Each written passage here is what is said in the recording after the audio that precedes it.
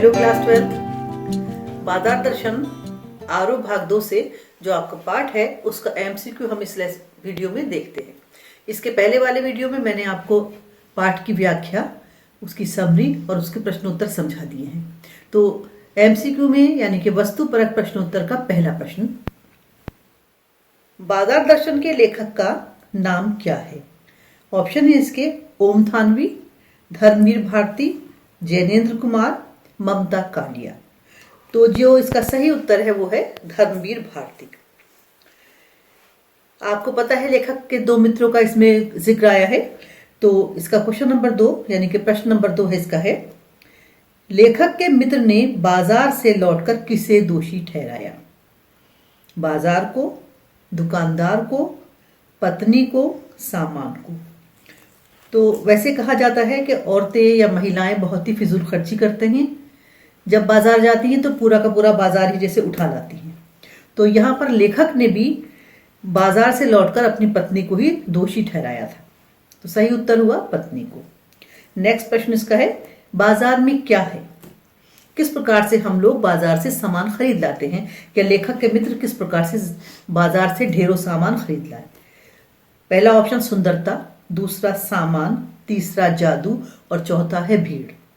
तो बाजार एक जादू है जो आंखों के रास्ते काम करता है, इसीलिए लेखक के मित्र बहुत सारा सामान ले आए थे। नेक्स्ट इसका प्रश्न है, लेखक का दूसरा मित्र कोई भी सामान क्यों नहीं लाया? एक तो ढेर सारा ले आए थे, अब दूसरे का ये प्रश्न है। देखिए, बाजार के आकर्षण ने अपना असर नहीं डाला, सभी सामान लाना चाहता था, समझदार व्यक्ति था, पत्नी साथ नहीं थी।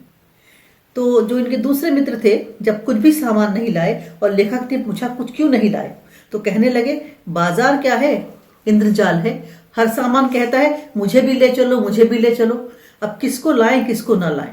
जिसको ना लाएं वही शिकायत करेगा, इसलिए लेखक के मित्र कोई सामान लेकर ही नहीं आए। तो इसका सही उत्तर है सभी सामान लाना चाहता था।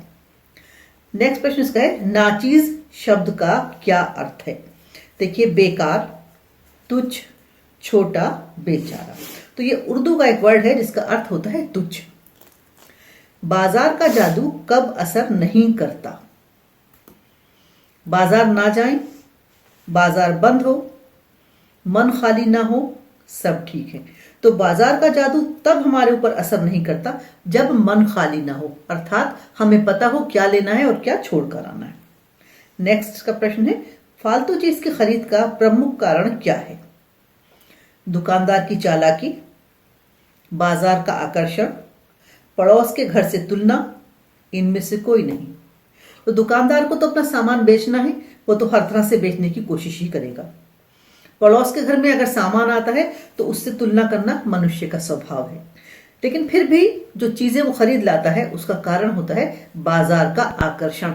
लेखक ने जो पाठ में बताया है उसके हिसाब से ही ये सारे उत्तर हैं। बाजार ग्राहक से क्या कहता है?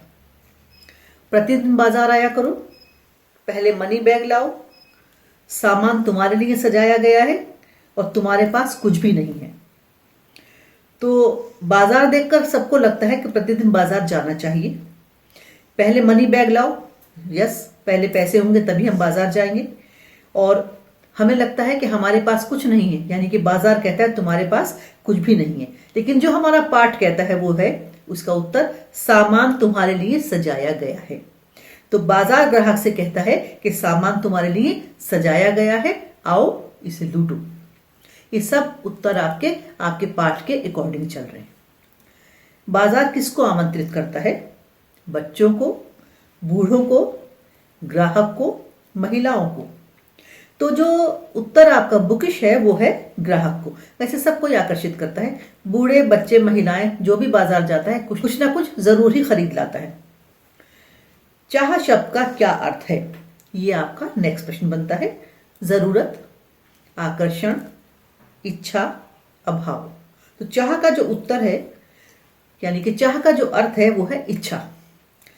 नेक्स्ट इसका प्रश्न है, बाजार का जादू किसके माध्यम से असर डालता है? पुस्तकों के माध्यम से, आंखों के माध्यम से, हाथ के माध्यम से, दुकानदारों के माध्यम से। तो सही इसका जो उत्तर है वो है आंख के माध्यम से बाजार का जादू असर डालता है। वैसे मैं बाकी ऑप्शन भी समझाती हूँ आपको। पुस्तकों में किसी चीज के बारे में पढ़ के लगता है, खरीद लाते हैं।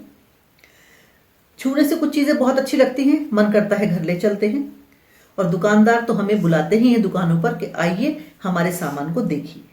लेकिन जो आपका उत्तर आपकी पुस्तक के आधार पर है वो है आंखों के माध्यम से। नेक्स्ट इसका प्रश्न है, बाजार की जादुई ताकत क्या करती है? बाजार बंद करवा देती है, बाजार में झगड़े करवाती है, अपना गुलाम बना लेती है, सब गलत है। तो बाजार की जो जादुई ताकत है वो सबको अपना गुलाम बना लेती है। गुलाम बनाने से अर्थ है अपने अधीन कर लेती है। नेक्स्ट इसका प्रश्न है, किस प्रकार के लोग बाजार को सार्थकता प्रदान करते हैं? लेखक जैसे, भगत जी जैसे, मित्रों जैसे, महिलाओं जैसे। लेखक यानी कि जैनेन्द्र कुमार, मित्र यानी कि लेखक के दो मित्र, महिलाएं लेखक की पत्नी की तरफ मेरा इशारा है। तो बाजार को भगत जी जैसे लोग ही सार्थकता प्रदान करते हैं, जो रोज जाते हैं, अपने जरूरत का सामान लाते हैं और बाकी सामान को छोड़ आते हैं। वो बाजार में को सार्थकता भी प्रदान करते हैं और उसे जीवंत भी रखते हैं, उसे जीवित भी रखते हैं। नेक्स्ट का प्रश्न है, लेखक के अनुसार भगत जी कितने वर्षों से चूरन बेच रहे हैं? 7 वर्षों से, 8 वर्षों से, कई वर्षों से, 10 वर्षों से। लेखक के अनुसार कई वर्षों से वो भगत जी को चूरन बेचते देख रहा है। भगत जी प्रतिदिन कितने पैसे कमाते हैं? 6 आने, 60 पैसे, 6 रुपये, 4 आने। ये आने सुनकर आपको अजीब लग रहा होगा, लेकिन पहले ऐसे ही कहा जाता था कि 6 आने, 2 आने, 4 आने, 1 आना। तो भगत जी प्रतिदिन 6 आने कमाते हैं, उसके बाद उनका जो चूरन बचता है वो ऐसे ही बांट देते हैं। नेक्स्ट इसका प्रश्न है, लेखक के अनुसार निरीक्षण कौन थे? पहले मित्र, भगत जी, पड़ोसी, मित्र की पत्नी। तो लेखक ने बताया है कि भगत जी वो पढ़े लिखे नहीं थे, निरक्षर थे। नेक्स्ट प्रश्न इसका, खुराक शब्द का क्या अर्थ है? खुराक भी उर्दू का वर्ड है।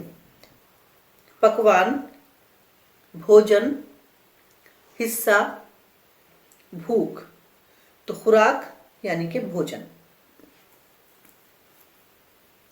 नेक्स्ट प्रश्न इसका, लू से बचने के लिए क्या करना चाहिए? व्यायाम करना चाहिए, सोते रहना चाहिए, पानी पीना चाहिए, भोजन करना चाहिए। तो लू से बचने के लिए पानी पीना चाहिए। ये उस संदर्भ में आया है कि जिस प्रकार से लू से बचने के लिए पानी पीना चाहिए, यानी कि लू में जाने से पहले पानी पी लेते हैं, लूपन से बच जाते हैं, उसी प्रकार बाजार जाने के लिए पहले से हम सोच समझ लें क्या लाना है और क्या छोड़ना है।